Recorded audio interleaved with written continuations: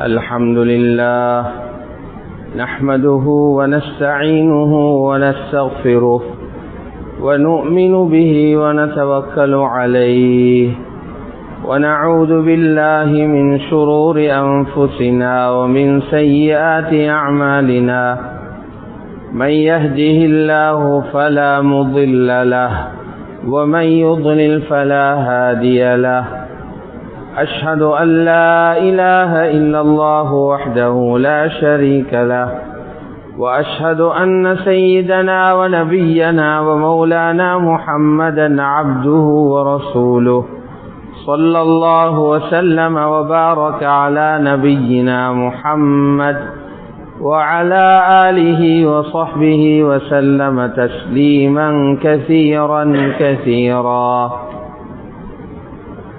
أما بعد فأعوذ بالله من الشيطان الرجيم بسم الله الرحمن الرحيم لقد كان لكم في رسول الله أسوة حسنة لمن كان يرجو الله واليوم الآخر وذكر الله كثيرا وقال الله تبارك وتعالى قل إن كنتم تحبون الله فاتبعوني يحببكم الله ويغفر لكم ذنوبكم والله غفور رحيم وقال الله تبارك وتعالى وأقيموا الصلاة وآتوا الزكاة وأطيعوا الرسول لعلكم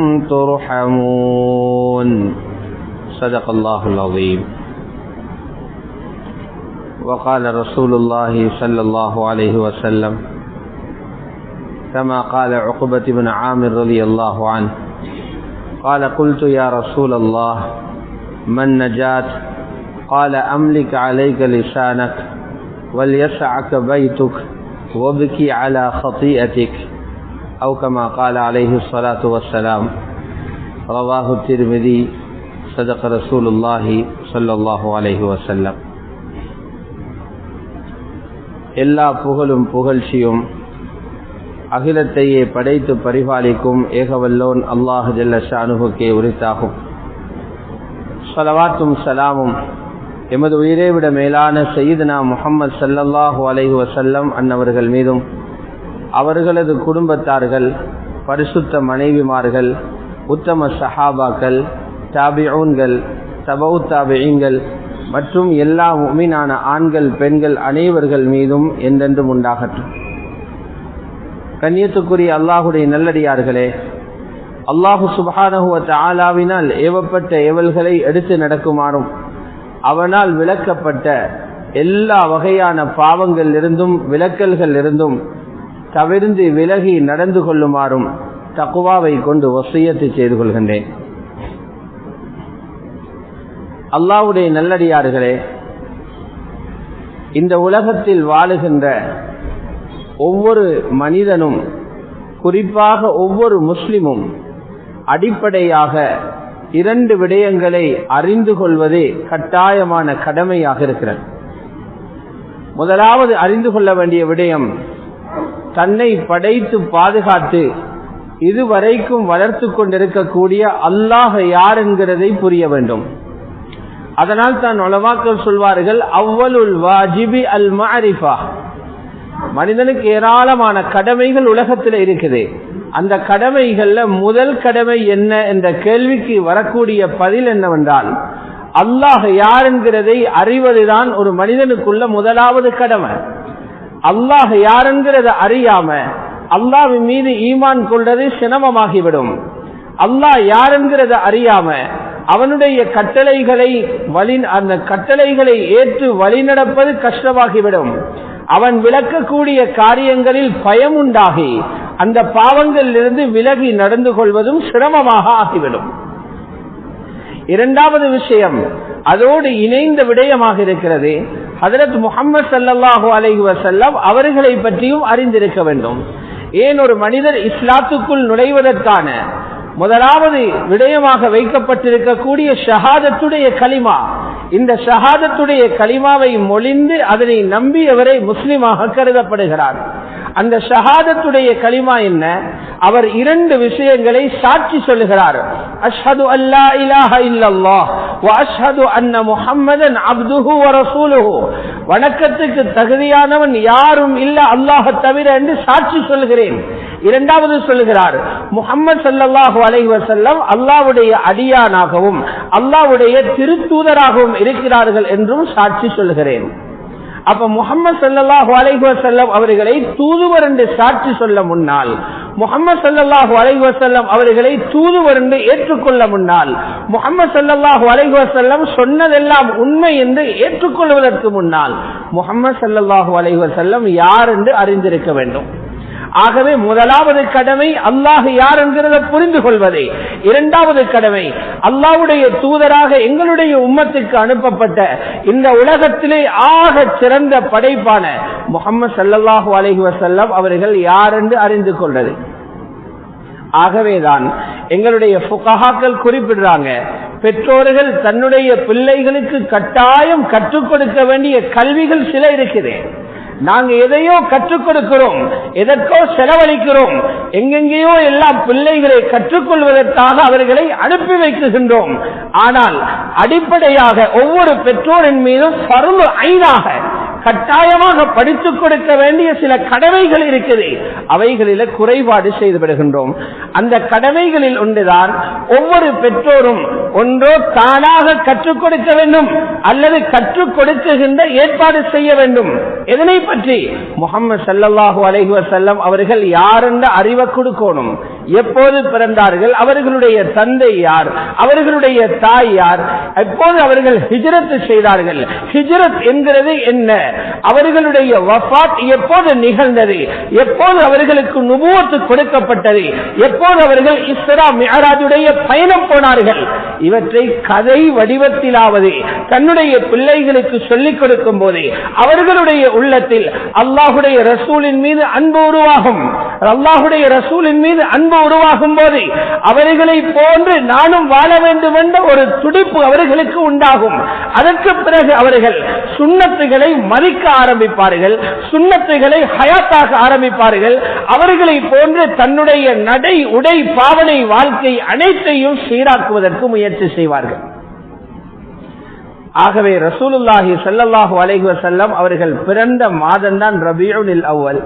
இந்த மாதத்தில் எல்லா மாதங்களிலும் பேசப்பட வேண்டும். இருந்தாலும் இந்த மாதத்தில் பேசப்படுவது மிகவும் பொருத்தம். ஏன், அவர்கள் அநேகமான மக்கள் இந்த மாதத்திலே அவர்களை பற்றிய ஒரு கவனத்திலும் ஒரு விருப்பத்திலும் மக்கள் இருக்கின்றார்கள். அல்லாஹ்வுடைய நல்லடியார்களே, ஹஜ்ரத் முஹம்மது ஸல்லல்லாஹு அலைஹி வஸல்லம் அவர்கள் யார் என்று நாம் கேட்டால் அவர்கள் ஒரு மனிதர் தான். ஹஜ்ரத் முஹம்மது ஸல்லல்லாஹு அலைஹி வஸல்லம் மலக்கும் அல்ல, அவர்கள் ஒரு ஜின்னும் அல்ல, அவர்கள் ஒரு மனிதர். ஆனாலும் அவர்கள் எங்களை போன்ற மனிதர் கிடையாது. முஹம்மது ஸல்லல்லாஹு அலைஹி வஸல்லம் அல்லாஹ்வினால் படைக்கப்பட்ட ஒரு மனிதர். ஆனால் அவர்கள் எங்களை போன்ற சாதாரண மனிதர் கிடையாது. அவர்கள் ஒரு சிறப்புக்குரிய மனிதர், அவர்கள் ஒரு கண்ணியத்துக்குரிய மனிதர். அல்லாஹ்வினால் இந்த பூவுலகில் 7 வானங்கள் 7 பூமிகளில் படைக்கப்பட்ட படைப்புகளில் ஆக சிறந்த படைப்பு தான் ஹஜ்ரத் முஹம்மது ஸல்லல்லாஹு அலைஹி வஸல்லம். அதனால தான் அகீதாவுடைய கிதாபுகள் உலமாக்கள் குறிப்பிடுறாங்க, எங்கட மதரசாக்கள் ஓதி கொடுக்கப்படக்கூடிய விசேடமான ஒரு நூல், நாங்கள் நம்பிக்கை கொள்ள வேண்டிய இஅ்திகாதோடு சம்பந்தப்பட்ட எல்லா விடயங்களையும் உள்ளடக்கப்பட்ட ஒரு கவிதை நூல் ஜௌஹரத்துத் தௌஹீத். இதிலே ரசூலுல்லாஹுடைய சிறப்பை பற்றி பேசும்போது சொல்கிறார்கள், வ அஃதலுல் ஹல்கி அலல் இத்லாகி நபியுனா ஃபமில் அனிஷ் ஷிகாகி. படைப்பினங்களில் ஆக சிறந்தவர்கள் முஹம்மது ஸல்லல்லாஹு அலைஹி வஸல்லம். 7 வானங்களை விடவும் சிறந்தவர்கள், அல்லாஹுடைய அரிசை விடவும் சிறந்தவர்கள், அரிசிக்கு மேலே இருக்கும் குர்சியை விட சிறந்தவர்கள், ஹஜ்ரத் ஜிப்ரீல் அலைஹிஸ்ஸலாத்தை விட சிறந்தவர்கள், மலக்குகளை விட சிறந்தவர்கள். அதிலே எந்த சந்தேகமும் கொள்ளக்கூடாது, யாரும் அதிலே கருத்து வேற்றுமை கொள்ளவும் தேவையில்லை என்ற ஒரு முஸ்லிம் தன்னுடைய உள்ளத்தில் எடுக்க வேண்டிய உறுதியான நிலைப்பாட்டை அந்த அறிஞர் தன்னுடைய கவிதையில் குறிப்பிட்டிருக்கிறார். அல்லாஹுடைய நல்லடியார்களே, ஹஜ்ரத் முஹம்மது ஸல்லல்லாஹு அலைஹி வஸல்லம் அவர்களை அல்லாஹ் சுப்ஹானஹு வ தஆலா இந்த உலகத்துக்கு அனுப்பி அவர்களுக்கு சுப்ஹானல்லாஹ் ஏராளமான சிறப்புகளை அவர்களுக்கு கொடுத்திருக்கிறார். குர்ஆனுடைய ஒவ்வொரு சூறாவையும் ஆராய்ச்சி செய்து பார்த்தால் ஒவ்வொரு சூறாவிலும் ஏராளமான சிறப்புகள் இருக்குது. முஹம்மது ரசூலுல்லாஹுடைய சிறப்பு சூரத்துல் பக்கராவில் இருந்து ஆரம்பித்து சூரத்துன் நாஸ் வரைக்கும் உள்ள சூறாக்களில் முஹம்மது ரசூலுல்லாஹி ஸல்லல்லாஹு அலைஹி வஸல்லம் அவர்களுடைய சிறப்பை அல்லாஹ் பேசியிருக்கிறார். இந்த அளவுக்கு ரப்புல் இஸ்ஸத் அல்லாஹ் ஜல்ல ஷானுஹு தன்னுடைய அன்பு நபி ஹஜ்ரத் முஹம்மது ஸல்லல்லாஹு அலைஹி வஸல்லம் அவர்களை கண்ணியப்படுத்துகிறான் என்றால் சூரத்துல் பக்கராவுடைய அந்த ஆரம்ப பகுதியை பார்ப்போமாக இருந்தால் அல்லாஹ் என்ன குறிப்பிடுகின்றான்? உலகத்திலே இறக்கப்பட்ட சத்தியமான வேதமான குர்ஆனை பற்றி தான் சூரத்துல் பக்கராவில் ஆரம்பிக்கின்றான். அலிஃப் லாம் மீம் ஸாலிகல் கிதாபு லா ரைப ஃபீஹி ஹுதல் லில் முத்தகீன் ஆரம்பிக்கிறான். இந்த வேதத்தில் சந்தேகத்துக்கிடமான எதுவுமே இல்லை. லா ரைப ஃபீஹி இந்த வேதம் தக்வா உள்ள மனிதர்களுக்கு நேர்வழி காட்டும், முத்தகீன்களுக்கு ஹிதாயத்துள்ள வேதம். அதற்கு பிறகு அல்லாஹ் சுப்ஹானஹு வ தஆலா சொல்லுகிறார், முத்தகீயாகிறதுக்கு என்ன செய்யணும்? ஒரு மனிதர் தக்வா உள்ளவராக எப்போது மாறுவார்? அவர்களுடைய பண்பாடுகளை அடையாளங்களை சொல்லிக் கொண்டு வந்து அதற்கு அடுத்த ஆயத்திலே சொல்லுகிறான், வல்லதீன யுமினூன பிமா உன்ஸில இலைக் வமா உன்ஸில மின் கப்லிக். நபியே, தக்வாதாரிகள் எப்படி தெரியுமா? உங்களுக்கு இறக்கி வைக்கப்பட்ட குர்ஆனை நம்பக்கூடியவங்களாக இருப்பாங்க.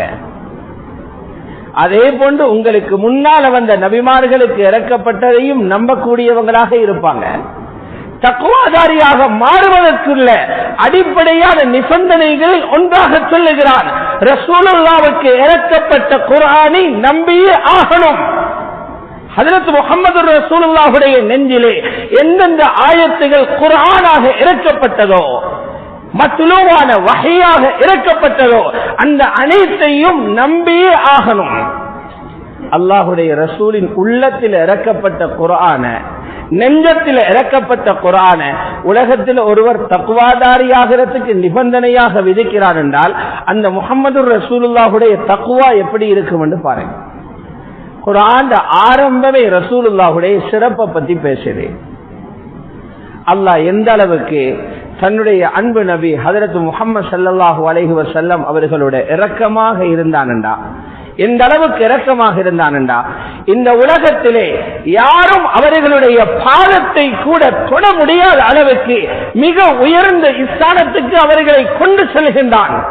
அக்லாக்கிலும் உயர்ந்தவர்கள், இல்மிலும் உயர்ந்தவர்கள், ஞானத்திலும் உயர்ந்தவர்கள், பயத்திலும் உயர்ந்தவர்கள், வீரத்திலும் உயர்ந்தவர்கள். பயம் என்கிறது மனிதர்களுக்கு பயம் அல்ல, அல்லாஹ்வுடைய பயத்தில் உயர்ந்தவர்கள் ஹஜ்ரத் முஹம்மது ஸல்லல்லாஹு அலைஹி வஸல்லம். ஏனென்றால் உலகத்தில் நாங்க பார்க்கிறோம், ஒரு மனிதர் ஒரு வலுவான மனிதனாக உருவாகுவதற்கு, ஒரு மனிதர் சமூகத்துக்கு பயன் கொடுக்கும் ஒரு நல்ல மனிதனாக உருவாகுவதற்கு இரண்டு விஷயங்கள் சரியான முறையில் கொடுக்கப்படணும். அப்போதுதான் ஒரு மனிதன் உருவாகுவான். முதலாவது அவருக்கு கல்வி ஞானம் கொடுக்கப்படணும், சரியானவர்கள் மூலமாக சரியான கல்வி கொடுக்கப்படணும். இரண்டாவது அவர்களுடைய பெற்றோர்கள் உறவினர்கள் ஊடாக ஒழுக்கம் கற்பிக்கப்படணும். இந்த ரெண்டும் ஒரு மனிதனுடைய முன்னேற்றத்துக்கு ஆக அடிப்படையானது. ஆனால் முஹம்மது ஸல்லல்லாஹு அலைஹி வஸல்லம் அவர்களை பார்த்தீங்கன்னா அல்லாஹ் சுப்ஹானஹு வ தஆலா கல்வி கற்றுக் கொடுக்கிற பொறுப்பை தானே எடுத்துக்கொள்கிறான். உலகத்தில் எந்த மனிதருக்கு முன்னாலும் ரசூலுல்லாஹை உட்கார வைத்து அந்த மனிதனை உஸ்தாதாக ஆக்கல்ல, அந்த மனிதனை ஆசிரியராக ஆக்கல்ல.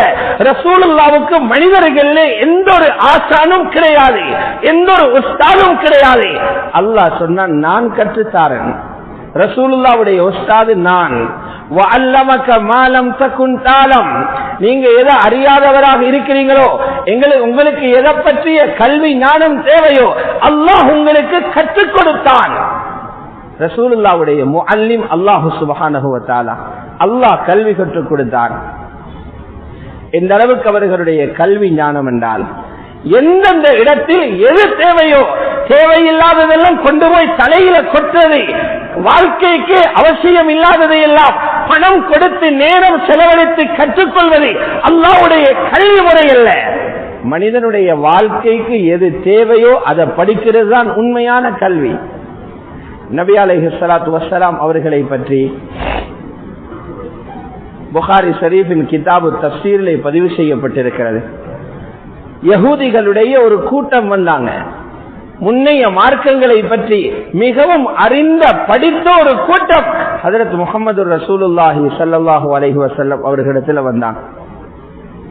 வந்து அவங்க கேட்கிறாங்க, ஏ அபுல் காசிம் ஸல்லல்லாஹு அலைஹி வஸல்லம், உங்கள்கிட்ட 3 விஷயங்களை நாங்க கேட்கிறோம். இந்த 3 விடயங்களுக்கு 3 கேள்விகளுக்கும் பதில் சொல்வதாக இருந்தால், ஒன்றோ அவர் ஒரு நபியாக இருக்கணும், அல்லாஹ்வுடைய தொடர்புள்ளவராக இருக்கணும், அல்லது முன்னைய வேதங்களை பற்றிய ஆழ்ந்த அறிவுள்ளவராக இருக்கணும். சாதாரண ஆட்களுக்கு இந்த கேள்விக்கு பதில் சொல்ல முடியாது. நீங்க பதில் சொல்வீங்களான்னு கேட்கிறாங்க. நபி அலைஹிஸ்ஸலாத்து வஸ்ஸலாம் சொன்னாங்க, கேளுங்க, இன்ஷா அல்லாஹ் நாங்க பதில் தாரோம். முதலாவது கேட்கிறாங்க நபி அலைஹிஸ்ஸலாத்து வஸ்ஸலாம் அவர்களிடத்தில், ஒரு மனிதர்கள் சொர்க்கத்துக்கு போனால் சொர்க்கத்தில் முதலாவது கொடுக்கப்படக்கூடிய சாப்பாடு எது? சொர்க்கவாதிக்கு முதலாவது கொடுக்கப்படுகிற சாப்பாடு எது? இது ஒரு கேள்வியாக கேட்கிறாங்க. 2வது கேள்வி கேட்டாங்க, பாருங்க, குழந்தைகள் பிறக்கும் போது சில பிள்ளைகள் தகப்பனுடைய குடும்பத்தார்களின் முகச்சாடை, அந்த முகவாக்கு அவங்கள இருக்குது. இன்னும் சில பிள்ளைகளை பார்த்தால் தாயுடைய உறவினர்கள் மாமன்மார்களுடைய முகவாக்கு அவர்கள் இருக்குது. இந்த மாற்றம் எப்படி வருகிறது? அல்லாஹ்வுடைய நல்லடியார்களே, நபி அலைஹிஸ்ஸலாத்து வஸ்ஸலாம் இன்னொரு கேள்வியும் அவங்க கேட்கிறாங்க. நபி அலைஹிஸ்ஸலாத்து வஸ்ஸலாம் கீழே பார்த்தாங்க. அல்லாஹ் சுப்ஹானஹு வ தஆலா உடனடியாக அவர்களுக்கு தகவலை கொடுக்கிறான். நபி ஸல்லல்லாஹு அலைஹி வஸல்லம் பதில் சொன்னாங்க. நீங்க முதலாவது கேள்வி கேட்டீங்க, சொர்க்கவாதிக்கு முதலாவது கொடுக்கிற சாப்பாடு எது? சொர்க்கத்துக்குள்ள போனோன்னு முதலாவது கொடுக்கிற உபசரிப்பு எது என்று கேட்டீங்க. முதலாவது சாப்பாடு என்ன தெரியுமா? ஜியாதத்து கபிதில் ஹூத், நல்ல சுவையான மீனினுடைய ஈரலை அவர்களுக்கு உணவாக கொடுக்கப்படும். 2வது கேட்டீங்க, சில பிள்ளைகள் தந்தையினுடைய தம்பிமார், சாச்சாமார், பெரியப்பாவாருடைய முக அமைப்பிலையும், சில பிள்ளைகள் தாயுடைய அந்த உறவினர்களின் முகச்சாடையிலும் இருக்கிறாங்க. இதுக்கு என்ன காரணம் என்று கேட்டீங்க. சொன்னாங்க நபி அலைஹிஸ்ஸலாத்து வஸ்ஸலாம், எப்பொழுது தாயுடைய கருவறையில் அந்த தகப்பனுடைய விந்து முந்தி செல்கிறதோ அப்பொழுது தந்தையினுடைய குடும்ப அமைப்பிலும், எப்போது தாயுடைய அந்த பெண்ணுடைய விந்து கருவறைக்கு முந்து செல்லுமோ தாயுடைய அமைப்பிலும் அந்த குழந்தைகள் உருவாகும். நபி ஸல்லல்லாஹு அலைஹி வஸல்லம் அவர்கள் இத சொன்ன உடனே அவங்க சொன்னாங்க, சதக்த யா அபுல் காசிம், உண்மையான பதில் சொன்னீங்கன்னு சொல்லிட்டு போறாங்க. நபி ஸல்லல்லாஹு அலைஹி வஸல்லம் சஹாபாக்களை பார்த்து சொன்னாங்க, இவங்க இந்த கேள்வியை கேட்கறதுக்கு முன்னால எனக்கு இதுக்கு பதில் தெரியாது, நான் இதை பற்றி ஏற்கனவே ஆய்வு செய்து படிச்சிருக்கல. எப்பொழுது கேள்வி கேட்டாங்களோ ஹஜ்ரத் ஜிப்ரீல் அலைஹிஸ்ஸலாத்தை அல்லாஹ் அனுப்பி சுட சுட உடனடியான பதிலை எனக்கு சொல்லி தந்தான். அல்லாஹ் அவர்களுக்கு கல்வி கற்றுக் கொடுத்த முறை. அதே போன்று ஒழுக்கத்தை படித்துக் கொடுக்கவும் தாயும் தந்தையும் இல்ல. ரசூலுல்லாஹ் வளர்ந்ததே பிறக்கும் போதே ஒரு சிறகு உடைந்த பறவையை போன்று பிறந்தாங்க. கற்பத்தில் இருக்கும் போது சில ரிவாயத்துகளின் பிரகாரம் 3 மாத சிசுவாக வயிற்றில் இருக்கும் போது, இன்னொரு அறிவிப்பின் பிரகாரம் 7 மாத சிசுவாக வயிற்றில் இருக்கும் போது தகப்பன் மரணித்து விட்டார். பிறந்தது தகப்பனை காணாமல். பிறந்து 3 அல்லது 5 வயதில் தாயையும் உலகத்திலிருந்து அல்லாஹ் எடுத்து விட்டான். எந்த தாயும் தந்தையும் எந்தெந்த இடங்களில் எந்த ஒழுக்கத்தை பேண வேண்டும் என்று சொல்லிக் கொடுக்க வேண்டுமோ அந்த இருவர்களும் இல்லாமலே அல்லாஹ் அவர்களுடைய ஒழுக்கம் கற்பித்தலையும் அதவை கற்றுக் கொடுக்கிற பொறுப்பையும் தானே பொறுப்படுத்தி ஸல்லல்லாஹு அலைஹி வஸல்லம் அவர்களை உருவாக்குகின்றான். ஹதீஸ்ல பதிவு செய்யப்படுகிறது, நபி ஸல்லல்லாஹு அலைஹி வஸல்லம் சொன்னாங்க, அத்தபனி ரப்பி ஃபஅஹ்ஸன தஅதீபி, ஏண்ட ரப்பு தான் எனக்கு ஒழுக்கம் படிச்சு தந்தான், அழகாக படித்து தந்தான் என்று சொன்னான். என்ற ரப்பு எனக்கு ஒழுக்கம் கற்றுத் தந்தான். கல்வியை கற்றுக் கொடுத்ததும் என்ற ரப்பு, ஒழுக்கத்தை கற்றுக் கொடுத்ததும் என்ற ரப்பு அழகாக கற்றுக் கொடுத்தான். கற்றுக் கொடுத்து ஒழுக்கத்தில் எவ்வளவு ஒரு உயர் ஸ்தானத்தை அடைந்தார்களோ, எந்த ஒரு நபியையும் ரசூலையும் பார்த்து அல்லாஹ் சொல்லாத ஒரு வார்த்தையை முஹம்மது ஸல்லல்லாஹு அலைஹி வஸல்லம் அவர்களை பார்த்து சொல்லுகிறான். ரசூலுல்லாவுக்கு அல்லாஹ் சர்டிபிகேட்டும் கொடுத்துட்டான். ஒழுக்கத்தினுடைய நல்லொழுக்கத்தினுடைய சிறந்த சான்றிதழை கொடுத்தான். ஹஜ்ரத் ஆதம்ல இருந்து ஹஜ்ரத் ஈசா அலைஹிஸ்ஸலாம் வரைக்கும் உள்ள எந்த ஒரு நபிக்கோ ரசூலுக்கோ இந்த சான்றிதழ் கொடுக்கப்படவில்லை என்பது உலமாக்களுடைய கருத்து. என்ன ஒழுக்க சான்றிதழ் கொடுத்தான்? வ இன்னக லஅலா குலுகின் அதீம், நபியே உங்களோட ஒழுக்கம் சாதாரணமானதல்ல, உங்களுக்கு இருக்கிற அஹ்லாக் சின்னதல்ல, மிக மகத்தான நற்குணத்தோடு நீங்க இருக்கிறீங்க என்று ஸல்லல்லாஹு அலைஹி வஸல்லம் அவர்களை பார்த்து அல்லாஹ் சொல்லுகிறான். ஒழுக்கம் என்கிறது சின்ன விஷயம் அல்ல. அஹ்லாக் என்பது நல்ல பண்பு என்பது சின்ன விடயம் அல்ல. சிலர் நினைக்கிறாங்க நல்ல பண்புன்னா யாரோடையும் பேசாம மௌனமாக இருக்கிறது, அல்லது பூமிக்கு நோகாம நடக்கிறது, எல்லோரோடையும் சிரிச்சுக் கொள்வது, இவங்களை நல்ல பண்பு என்று நினைக்கிறாங்க. நல்ல பண்புக்கு அடையாளமும் அல்லது, நல்ல பண்பு என்பதற்கு வரைவிலக்கணமும் அல்ல. நல்ல பண்பு என்றால் என்ன தெரியுமா? அடுத்தவர்களுக்கு சிரமம் இல்லாமல் வாழ்வதும், அடுத்தவர்கள் தரக்கூடிய கஷ்டங்களை சிரித்த முகத்தோடு தாங்கிறதும். யாரு கேளும் இது? யாருக்கும் சுமையாக வாழக்கூடாது. கணவனுக்கு சுமை இல்லாத மனைவி, மனைவிக்கு சுமை இல்லாத கணவன், பெற்றோர்களுக்கு சுமை இல்லாத பிள்ளைகள், பிள்ளைகளுக்கு பாரம் இல்லாத பெற்றோர்கள். எங்களால யாருக்கும் பாரம் வந்துடக்கூடாது. யாரு எங்களை சொல்லால் நோவிக்கட்டும், செயலால் நோவிக்கட்டும், எங்களுக்கு எதிராக செயல்படட்டும், அதற்கு எதிராக செயற்படாமல் அதை சிரித்துக் கொண்டு புன்முறுவல் போத்த முகத்தோடு சிரித்துக் கொண்டே அதை சமாளிப்பதுதான் அஹ்லாக் என்பதை உலமாக்கள் காட்டுகின்றார்கள். இந்த உயர்ந்த ஸ்தானத்தை நபி அலைஹிஸ்ஸலாத்து வஸ்ஸலாம் அவர்கள் அடைந்திருந்தார்கள்.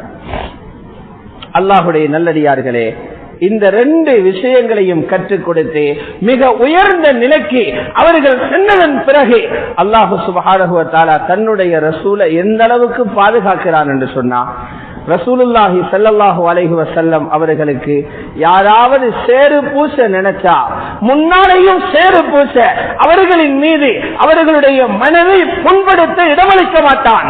திரை மறைவுக்கு பின்னால் யாராவது சரி செய்தால் அந்த சரிக்கும் இடம் கொடுக்க மாட்டான். ஸல்லல்லாஹு அலைஹி வஸல்லம் அவர்களை அல்லாஹ்வை பாதுகாத்தான். அல்லாஹ்வை பாதுகாத்தான்.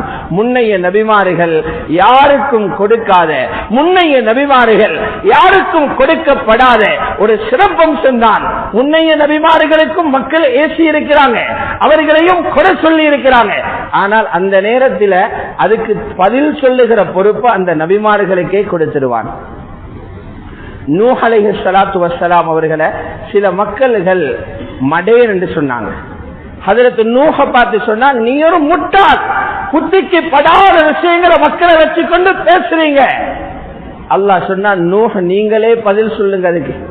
ஹஜ்ரத் நூஹ் அலைஹிஸ்ஸலாத்து வஸ்ஸலாம் சொன்னாங்க, லைஸ பி ஸஃபாஹத்துன் வலாகின்னி ரசூலும் மிர் ரப்பில் ஆலமீன். நீங்க சொல்றது மாதிரி நாட்டப்படி மடத்தனம் இல்ல, நான் ரப்புல் ஆலமீனால் அனுப்பப்பட்ட ஒரு தூதுவர். தனக்கு எதிராக சுமத்தப்பட்ட குற்றச்சாட்டை ஹஜ்ரத் நூஹ் அதற்கு பதிலளிக்கிறாங்க. ஹஜ்ரத் ஹூத் அலைஹிஸ்ஸலாத்தை பார்த்து மக்கள் சொன்னாங்க, நீங்க வழிகேட்டில் இருக்கிறீங்க, ஹூத் நீங்க வலாலத்தில் இருக்கிறீங்க. அல்லாஹ் சொன்னான், ஹூத் நீங்களே பதில் சொல்லுங்க. ஹஜ்ரத் ஹூத் சொன்னார், லைஸ பி வலாலா வலாகின்னி ரசூலும் மிர் ரப்பில் ஆலமீன். என்னிடத்தில் அப்படி ஒரு வழிகேடும் இல்லை, நான் ரப்புல் ஆலமீனால் அனுப்பப்பட்ட நம்பிக்கையான ஒரு தூதுவராக இருக்கிறேன் என்று ஹூத் அலைஹிஸ்ஸலாம் சொல்றாங்க. ஃபிரௌன் ஹஜ்ரத் மூசாவை பார்த்து சொன்னான், நீங்க சூனியம் செய்யப்பட்ட ஒரு ஆளாக இருக்கிறீங்க. யா மூசா இன்னி லஅظنك யா மூசா மஸ்ஹூரா. மூசாவே, நான் உங்களை பார்த்து நினைக்கிறேன் நீ ஒரு சூனியம் செய்யப்பட்ட ஒரு ஆள், சூனியத்தால பாதிப்படைந்துதான் இப்படி உளறிக்கொண்டு திரிறீங்க என்று ஃபிரௌன் சொன்ன போதே அல்லாஹ் சொன்னான், ஹஜ்ரத் மூசாவுக்கு நீங்களே பதில் சொல்லுங்க. ஹஜ்ரத் மூசா பதில் சொன்னாங்க, லகத் அலிம்த மா அன்ஸல ஹாஉலாஇ இல்லா ரப்புஸ் ஸமாவாதி வல் அர்தி பஸாயிர். ஃபிரௌனை உனக்கு தெரியும், ஃபிரௌனே, உனக்கு தெரியும் இந்த வேதம் எல்லாம் எனக்கு இறக்கப்படுவது படைத்த நாயன் அல்லாஹ்வினால் எனக்கு எடுக்கப்படுகிறது. சூனியம் ஒன்றும் எனக்கு யாரும் வைக்கல, அல்லாஹ் இறக்கின வேதத்தை உங்களுக்கு சொல்லிக் கொண்டிருக்கிறேன். இதிலிருந்து நீங்க தெளிவாக புரிஞ்சிருப்பீங்க, முன்னைய நபிமார்களை குற்றம் சாட்டும் போது அந்த நபிமார்கள் அவர்களே அந்த எதிராளிகளுக்கு பதில் சொன்னாங்க. ஆனால் ரசூலுல்லாஹி ஸல்லல்லாஹு அலைஹி வஸல்லம் அவர்களை பாத்தீங்கன்னா சின்னொரு கீறல் கூட அவர்களுடைய மானத்தில் அல்லாஹ் விடுகிறதுக்கு இடமளிக்கல. யஹூதிகளுடைய ஒரு பெரிய ஒரு அறிஞர் இருந்தார், அப்துல்லாஹ் இப்னு சூரியா.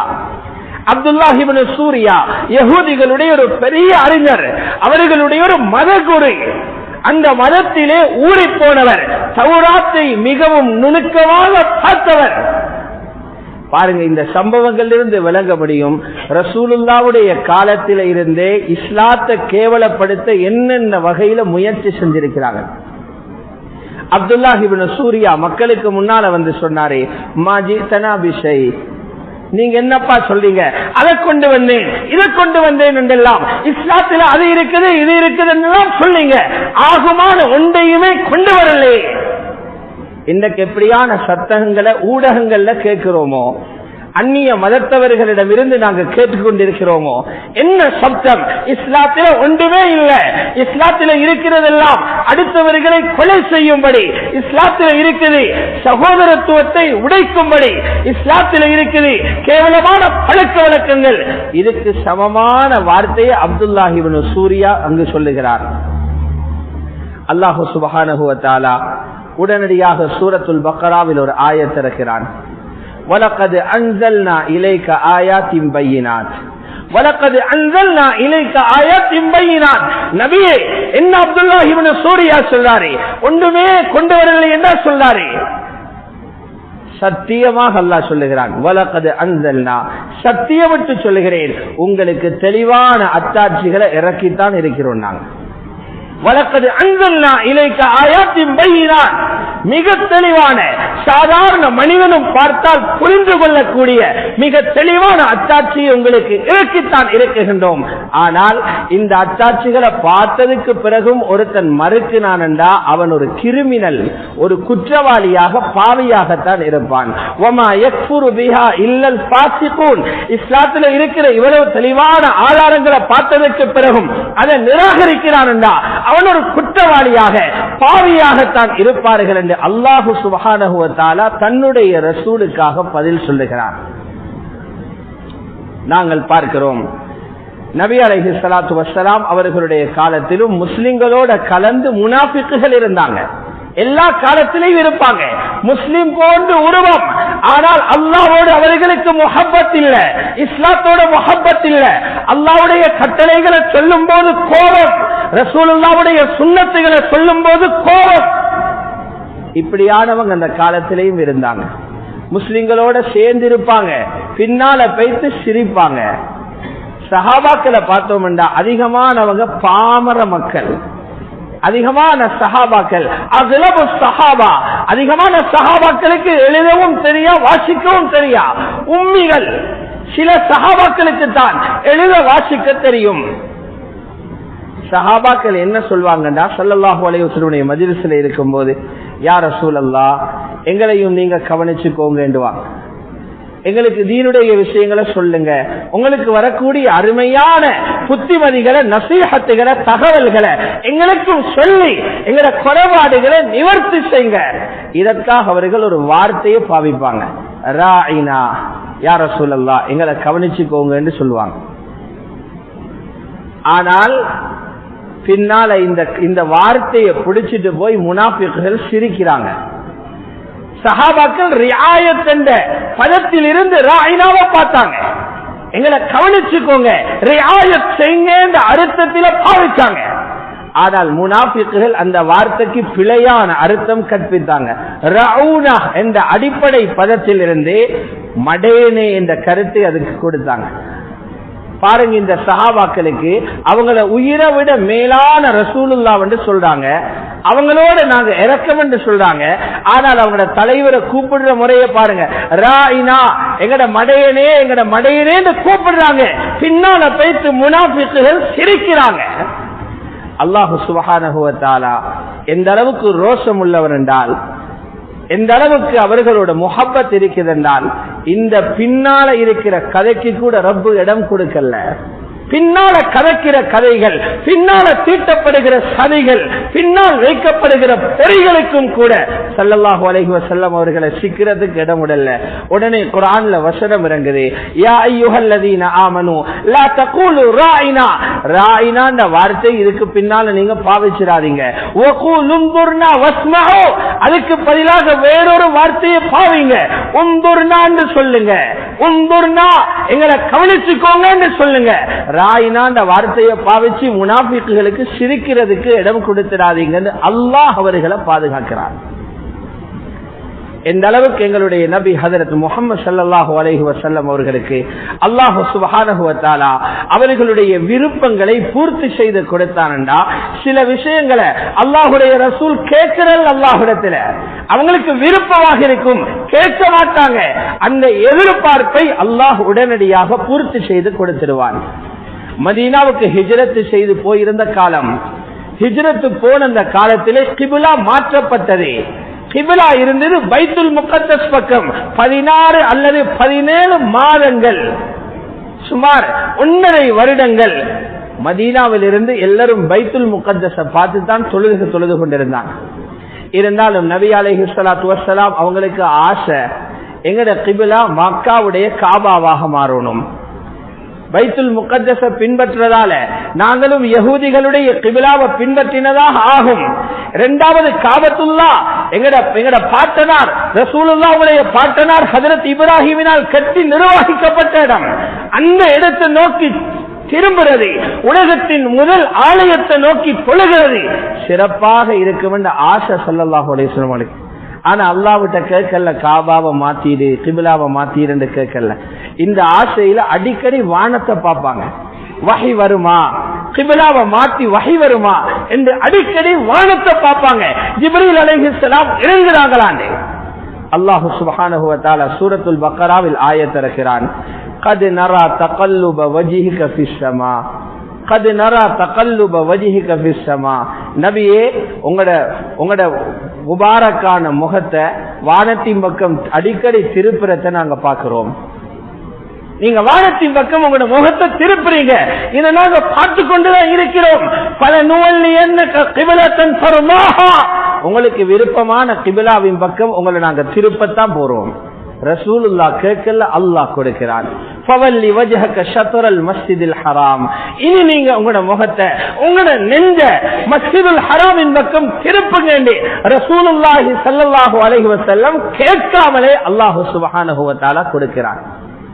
இப்படியாக அல்லாஹ்வுடைய தூதர் ஸல்லல்லாஹு அலைஹி வஸல்லம் அவர்களுடைய சிறப்பு, குர்ஆனில் இருக்கிற சிறப்பையே மாதக்கணக்கு பேசுறதுக்கு ஏனும். ஹதீஸ்ல இருக்கிற சிறப்புகள் வேற, முன்னைய வேதங்கள்ல இருந்த சிறப்புகள் வேற, வானத்தில் அவர்களை பற்றி பேசப்பட்ட செய்திகள் வேறு, பூமியில் அவர்களை பற்றி பேசப்பட்ட அதிசயங்கள் வேறு. ஏராளமான அதிசயங்கள் அல்லாஹ் சுப்ஹானஹு வ தஆலா கொடுத்திருந்தான். இந்த சிறப்புகளை பார்த்து நாங்க புரிஞ்சு கொள்ள வேண்டிய விஷயம் என்னண்டா, இவ்வளவு அருமையான ஒரு நபி ஹஜ்ரத் முஹம்மது ஸல்லல்லாஹு அலைஹி வஸல்லம் எங்களுக்கு அழகான ஒரு வாழ்க்கையை தந்துட்டு போயிருக்கிறாங்க. இந்த வாழ்க்கையோட ஏந்த வாழ்க்கை ஒத்து போகுதா?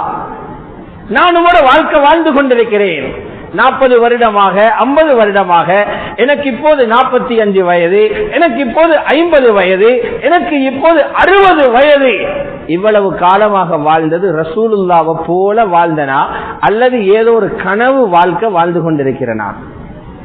எந்த உடை எப்படி இருக்குது, எந்த நடை எப்படி இருக்குது, எந்த முகம் எப்படி இருக்குது, எந்த தலை எப்படி இருக்குது, என்னுடைய ஆடை எப்படி இருக்குது, எந்த வீட்டு குடும்ப வாழ்க்கை எப்படி இருக்குது, எந்த வியாபாரம் எப்படி இருக்குது? இந்த ரசூலுல்லாஹி ஸல்லல்லாஹு அலைஹி வஸல்லம் 23 வருடமாக அவர்களுடைய இரத்தத்தோடு சங்கமித்திருந்த, அவர்களுடைய சதையிலே உறைந்து போயிருந்த, அவர்களுடைய கண்ணீரோடு வெளியே வந்த, அவர்களுடைய ரூஹோடு பிணைந்திருந்த முழு உம்மத்துக்கும் இந்த தீன் எத்தி வைக்கப்பட வேண்டுமே என்ற கவலையில எத்தனை பேர் பங்கெடுத்திருக்கிறோம்? அல்லாஹ் சுப்ஹானஹு வ தஆலா குறிப்பிடுகின்றான், அல்லாஹ் சுப்ஹானஹு வ தஆலா எங்களுக்கு வழிகாட்டுகிறான். நீங்க தட்டு தடுமாறுறீங்க பிழையான பாதைகள்ல போனதனால. வேறு எந்த பாதையில போனாலும் நீங்க என்னிடத்துல வந்து சேர முடியாது. எல்லா ரோடும் இடையில பிளாக் ஆகிடும், எல்லா பாதையும் இடையில நின்றுடும்.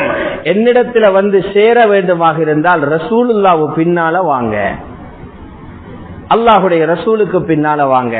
அப்பதான் அல்லாஹ் உங்களுக்கு அடையிறதுக்கு கேளும். அல்லாஹ் சொல்லுகிறான், 3 தன்மைகள் உள்ளவங்களுக்கு தானாம் நபி ஸல்லல்லாஹு அலைஹி வஸல்லம் அவங்களோட வாழ்க்கைப்படும், மற்றவங்களுக்கு படாது. 3 தன்மைகள் இருக்கணும். முதலாவது அல்லாஹ்வை சிரிச்சு கொண்டு பார்க்கணும் என்ற ஆசை உள்ளவங்க. இரண்டாவது மறுமையில தோல்வி அடைஞ்சிடக்கூடாது, மறுமையில வெற்றி பெற்ற ஒரு மனிதனாக ஆகணும் என்ற எதிர்பார்ப்பு உள்ளவங்க. 4வது அதிகமாக அல்லாஹ்வுடைய சிந்தனையில உள்ளவங்க. இந்த 3 தன்மைகளும் உள்ளவங்களுக்கு தான் அல்லாஹ்வுடைய தூதர் வாழ்க்கை அழகான வாழ்க்கையா தென்படுமாம். லக்கத் கான லக்கும் ஃபீ ரசூலில்லாஹி உஸ்வத்துன் ஹஸனா. அல்லாஹ்வுடைய ரசூலில உங்களுக்கு அழகான முன்மாதிரியை அவன் வைத்திருக்கிறான். யாருக்கு? லிமன் கான யர்ஜுல்லாஹ வல் யௌமல் ஆகிர வ ذكرல்லாஹ கஸீரா. இந்த 3 தன்மைகளையும் அல்லாஹ் சுப்ஹானஹு வ தஆலா குறிப்பிடுகின்றான். இன்னைக்கு பாருங்க, ஏராளமான பிரச்சனைகளை நாங்க மாட்டிக்கொண்டிருக்கிறோம். முஸ்லிம் சமூகம் வரலாற்றிலே, நாம் தெரிந்தளவில் உள்ள வரலாற்றிலே எப்போதும் காணாத சோகங்களையும் அல்லது ஒரு பயங்கரத்தையும் உணர்ந்து கொண்டு வாழுகின்ற காலம். உரிமைகள் பறிக்கப்படுமா? சுதந்திரத்தோடு வாழக்கூடிய சூழல் உருவாகுமா? அல்லது அடிமைத்தனத்துடன் வாழ வேண்டுமா? உலகத்தின் சுகத்துக்கு மதிப்பளிக்க போய் உலக வாழ்விலே கொஞ்சமும் குறைவு வந்துடக்கூடாது என்ற அந்த ஆசையில் அடிமைத்தனமான வாழ்க்கை வாழ வேண்டி வருமான ஒரு பயத்திலே இருக்கக்கூடிய காலம். இப்ப எங்களுக்கு தேவை அல்லாஹ்வுடைய ரஹ்மத். அல்லாஹ் எங்களுக்கு அதற்கு என்ன வழி சொல்றான்? 3 அமல்களை செய்யுங்க, அல்லாஹ்வோட கோபம் உயர்ந்திடும். 3 அமல்களை முஸ்லிம்களை நீங்க செய்யுங்க, அல்லாஹ்வுடைய கோபம் உயர்ந்திடும், அல்லாஹ்வுடைய இரக்கம் வரும். முதலாவது அமல் என்ன? வஅகீமுஸ் ஸலாஹ், தொழுகைய நேரத்துக்கு தொழுங்க. வஆத்துஸ் ஸகா, யாருக்கு ஜகாத்து கடமையோ முறையாக கடைப்பீடு செய்து பகுதியானவர்களுடைய கையில ஜகாத்தை கொடுங்க. 3வது அமல் வஅதீஉர் ரசூல், ரசூலுல்லாஹ்வுக்கு வழிபடுங்க. தொழுகைய முறையாக தொழுங்க. ஜகாத்து கடமையானவர்கள் ஜகாத்து முறையாக கொடுக்காதவங்க கொடுத்துருங்க. ரசூலுல்லாஹ்வுடைய சுன்னத்துகளை முழு முயற்சி செய்து பின்பற்றுங்க. என்ன கிடைக்கும் தெரியுமா? லஅல்லக்கும் துர்ஹமூன், உங்களுக்கு ரஹ்மத்து செய்யப்படும். அல்லாஹ் உங்களோட கோபிக்க மாட்டான். அல்லாஹ்வுடைய ரஹ்மத் உங்களுக்கு கிடைக்கும். அல்லாஹ் உங்களை பார்த்து பரிதாபப்படுவான். அல்லாஹ் உங்களோடு இரக்கப்படுவான். ரசூலுல்லாஹி ஸல்லல்லாஹு அலைஹி வஸல்லம் அவர்களுடைய வாழ்க்கையை பின்பற்றதுல இவ்வளவு அழகான முன்மாதிரிகள் இருக்குது. அல்லாஹ்வுடைய நல்லடியார்களே, அல்லாஹ்வுடைய நல்லடியார்களே, ஆகவே முஸ்லிம் சமூகத்துக்கு முன்னால இருக்கிறது ஒரு பெரிய பொறுப்பு, பெரிய பொறுப்பு. அல்லாஹ் இந்த உலகத்தினுடைய நிலைமைகளை தீர்மானிப்பது காபிர்களை பார்த்தல்ல. அவங்க மாநாடு போடலும், அவங்க கூட்டம் போடலும், அவங்க பலவித அறிக்கைகளை விடையலும், அவங்க விஞ்ஞாபனங்களை வெளியிடலும். அவங்களோட விஞ்ஞாபனத்தை பார்த்து அல்லாஹ் உலகத்தில் ஓட்டுறதில்லை. விஞ்ஞாபனம் எழுத தெரியாத, விஞ்ஞாபனத்தில் என்ன இருக்குது என்று தெரியாத, விஞ்ஞாபனத்தை பற்றி கலந்துரையாடாத, ஒன்றுமே தெரியாத பாமரர்கள் சுஜூதில செய்யற வேலையை அவங்களால செய்யறதுக்கு இயலாது. அவங்களோட விஞ்ஞாபனத்தை தூக்கி எரிஞ்சிடலும் எங்கட சுஜூதால, எங்கட பட்டினி வயிற்றால, எங்கட இஃப்தாருடைய துஆவால, எங்கட தஹஜ்ஜுடைய கண்ணீரால அவங்களோட சாம்ராஜ்யங்களை ஆட்டம் காண வைக்கலும். அவ்வளவு பலம் இருக்குது. முஸ்லிம்களுடைய நடவடிக்கையை வைத்துத்தான் அல்லாஹ் உலகத்தினுடைய நடவடிக்கைகளை தீர்மானிக்கிறார். இது முஹம்மது ஸல்லல்லாஹு அலைஹி வஸல்லம் உம்மத்தில் உள்ள ஒரு சிறப்பம்சம். எங்களுக்கு வந்திருக்கிற சோதனை என்னன்னா, அந்நியவனை போல எங்கட உள்ளங்களிலேயும் மஹ்லூக்கு குந்திருச்சு. அந்நியவனுடைய உள்ளத்தில அவர் இவர் என்று ஆள் குந்தி இருக்கிறது போல எங்கட முஸ்லிம்கள் படிக்காதவர்கள் படித்தவர்கள் என்று சொல்லிக் கொள்பவர்களுடைய உள்ளத்திலும் நபர்கள் குந்தி கொண்டிருக்கிறாங்க. அவர் வந்தா பிரச்சனை தீரும், இவர் வந்தா பிரச்சனை தீரும். பேசுறவர் காபிர் அல்ல, பேசுறவர் லா இலாஹ இல்லல்லாஹ்னு நாவால சொன்னவர். இவர் மக்லூக்குடைய தாவத்து கொடுக்கிறாரு. அவருக்கு அல்லாஹ்வை பத்தி பேச சொன்னா ஊமையாகிடுவாரு. ரசூலுல்லாஹ்வை பத்தி பேச சொன்னா 4 வார்த்தைக்கு மேல போகாது. எங்கேயோ இருக்கிற ஒரு நிறத்து உள்ளவன், எங்கேயோ ஒரு கதிரையில உட்கார பார்க்கிறவன், அவனை பத்தி சொல்ல சொன்னா பக்க கணக்கில் எழுதிடுவாரு. மக்லூக்குடைய பெருமதி கல்வில வந்துருச்சு. நல்லா விளங்குங்க. இந்த நிலைமையை நாம் மாற்றிக்கொள்ளவில்லையானால் வருகிறவர் யாராக இருந்தாலும் அவர் விஷப்பாம்பாக மாறுவார். வருகிறவர் எவராகவும் இருக்கட்டும், வாரவர் நல்லவராக இருப்பார். எங்களுடைய பிழையான செயற்பாடுகள் முஸ்லிம் சமூகத்துக்கு தலை நிமிர முடியாத ஒரு சூழ்நிலை உருவாக முடியும். அல்லாஹ் முஸ்லிம் சமூகத்தை கூப்பிடுறான், அல்லாஹ்வை நம்பிடா. அல்லாஹ் முஸ்லிம்களை கூப்பிடுறான், உங்களுக்கு முன்னால இருக்கிறவன் எல்லாம் செத்து போயிடுவான், மௌத்தாகாதவன் அல்லாஹ் மட்டும் நம்புங்கவன. வதவக்கல் அலல் ஹய்யில் லதி லா யமூத், யாரு நித்திய ஜீவனோ எவனுக்கு மௌத் இல்லையோ அவனை நம்புங்க. நீங்க ஈமான் உள்ள மக்கள் என்றால் அல்லாஹ்வுக்கு பொறுப்பு கொடுங்க. வஅலல்லாஹி ஃபதவக்கலு இன் குன்தும் முஃமினீன், ஈமான்தாரிகளாக இருந்தா அல்லாஹ் மீது நீங்க நம்பிக்கை உண்டாக்குங்க. தயவு செய்து முஸ்லிம்கள் மக்லூக்குடைய பெருமையை யாரிட முன்னுக்கும் பேசவானம். வாக்களிக்கிறது எங்கட உரிமை, ஜனநாயக உரிமை, அது ஒரு அமானிதம், அது ஒரு ஷஹாதா. கட்டாயம் வாக்களிக்கணும். அதுக்காக மக்லூக்குடைய பெருமையை பேச தேவையில்லை. வாக்களிக்கிறது என்பது வியாபாரம் மாறி ரிஸ்க தேடுறதுக்காக ஒரு சபபு வியாபாரம். இது போல ஒரு நல்ல ஒரு ஆட்சி வருவதற்கு சபப் எங்கட வாக்களிப்பு. ஆனால் ஆட்சியால பிரச்சனை தீராது. ஒரு உதாரணம் சொல்றதாக இருந்தால், ஒருவருக்கு தலைவலி வருகிறே, அவர் நினைக்கிறாரு நான் வச்சிருக்கிற தலையணியிட இந்த பக்கம் தான் இதுக்கு காரணம் என்று. தலையணியிட மறுபக்கத்தை பெறட்டுறாரு, அதுல தலைய வச்சு தூங்கினாரு, திரும்பவும் தலைவலி. இப்ப இவர் திரும்ப அடுத்த பக்கத்தை பெருட்ட இயலாது, புதிய தலையணை எடுக்கவும் இயலாது. இவர் புத்திசாலி என்றால் தலைவலிக்கு மருந்து வாங்கணும், தலையணைய மாத்துறதல்ல, அதே தலையணையில தூங்குறதும் அல்ல. தலைவலியை நீக்கிறதுக்கு ஒரே மருந்து, தலைவலி நீங்கிறதுக்குள்ள மருத்துவம் செய்யணும். அல்லாஹ்வுடைய நல்லடியார்களே, நபி அலைஹிஸ்ஸலாத்து வஸ்ஸலாம் இதைத்தான் காண்பிச்சாங்க. ஒரு பெரிய படிப்பினைகளுக்கு முன்னால இருக்குது ஹுனைனுடைய யுத்தம். மக்காவுடைய வெற்றிக்கு பின்னால் ரசூலுல்லாஹி ஸல்லல்லாஹு அலைஹி வஸல்லம் அவர்கள் சஹாபாக்கள் 12,000 பேரோட ஹுனைனுக்கு போனாங்க. தாயிஃபுக்கு பக்கத்தில் இருக்கிற ஒரு ஊர் ஹுனைன். 12,000 சஹாபாக்கள் அங்க பேசிருக்கிறாங்க. எதிராளிகள் இருக்கிறாங்க வெறும் 4,000 பேர். முஸ்லிம்கள் 12,000, எதிராளிகள் 4,000.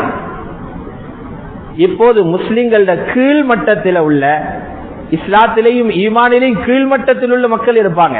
அவங்களுக்கு தீனோட பெரிய தொடர்பு இல்லை. அவங்க அதுக்குள்ளால காதுக்குள்ள கதைச்சு கொண்டாங்க. இந்த 12,000 பேரோடு அவனுகள் எப்படி மோதுவாங்க? 12,000 எங்களுக்கு லேசா அடிச்சு போடலாம். நாங்க முஸ்லிம்கள் பெரும்பான்மை பலத்தோடு இருக்கிறோம். 4,000 எங்களுக்கு பொருட்டே அல்ல.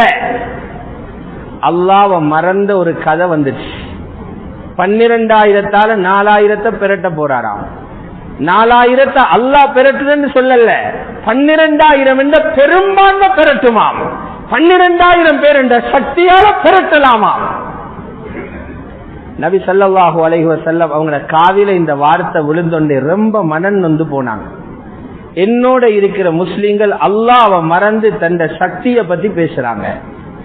என்னிடத்துல தர்பியத் பெற்ற சஹாபாக்கள் அல்லாஹ் வெற்றியை கொடுக்கிறான் என்று பேசாம 12,000 பேர் என்ற சக்தியால வெல்லலாம் என்று பேசுறாங்க. என்ன ஆச்சு தெரியுமா? 12,000 பேருக்கும் இருந்த இடம் தெரியாம ஓட வேண்டிய நிலைமை வந்துச்சு. எந்த அளவுக்கு யுத்தம் முடிஞ்ச பிறகு சில சஹாபாக்கள், வீரர்களான சஹாபாக்கள் கேட்கிறாங்க, நீங்களும் ஓடினீங்களா? 4,000 பேர் அடிச்ச அடியில நீங்களும் ஓடினீங்களா? அவங்க சொல்றாங்க, சத்தியமாக நாங்க ஓட நினைக்கல, எங்கட குதிரைகள் எங்களை எடுத்துக்கொண்டு ஓடிச்சு. அல்லாஹ் குதிரையில பயத்தை போட்டுட்டான், எங்கட ஒட்டகம் எங்களை எடுத்துக்கொண்டு ஓடிச்சு. நபி அலைஹிஸ்ஸலாத்தையும் 12 பேரையும் தவிர 12,000 பேர்ல அவ்வளவு பேர் ஓடினாங்க. யுத்த களத்தில் இருந்து ஓடுறதே கொலை செய்யறது மாதிரி பெரிய பாவம். பெரும்பாவங்கள் 7 ஒன்றுதான் யுத்த களத்தில் இருந்து அடிவாங்கி ஓடுறது. அத்தவல்லி யௌம ஸஹப். இந்த ஒரு குற்றத்தை செய்ய வேண்டிய நிலைமை சஹாபாக்களுக்கு ஏற்பட்டது. அல்லாஹ் அவர்களை மன்னித்ததாக பின்பு சொல்லுகிறான். என்ன காரணம்? சூரத்து தௌபாவில் இருக்கிறது. லகத் நஸரகுமுல்லாஹு ஃபீ மவாத்தின கஸீரத்தின் வ யௌம ஹுனைன். அல்லாஹ் உங்களுக்கு பல யுத்த களங்கள்ல உதவி செஞ்சான், ஹுனைன்லயும் உதவி செஞ்சான். ஹுனைன்ல உங்களுக்கு நடந்த பிரச்சனை என்ன? ஏன் ஆரம்பத்தில் உங்களுக்கு தோல்வி? பல பேர் சாராயம் குடிச்சு கொண்டிருந்தாங்க, அல்லது ஒரு 100 பேர் குடுவடிச்சு கொண்டிருந்தாங்க, அல்லது ஒரு 50 பேர் ஜினாவில் ஈடுபட்டாங்க, அல்லது ஒரு 50 பேர் அநியாயமாக கொலை செஞ்சாங்க, அல்லது ஒரு 100 பேர் வட்டிக்கு வாகனம் எடுத்துக்கொண்டு வந்திருந்தாங்க. அல்லாஹ் சொல்லல இதுதான் பாவம் அல்ல, அப்படி பாவம் செய்யல. நாங்க கொலைய பாவம் என்கிறோம், பாவம் தான். ஜினாவ பாவம் என்கிறோம், தூள் பாவிக்கிறத பாவம் என்கிறோம், வட்டியில ஈடுபடுறத பாவம் என்கிறோம். நிச்சயமானது பாவம் தான். ஆனால் தோல்வி ஏற்படுறதுக்கு அந்த பாவம் காரணமாக அல்ல.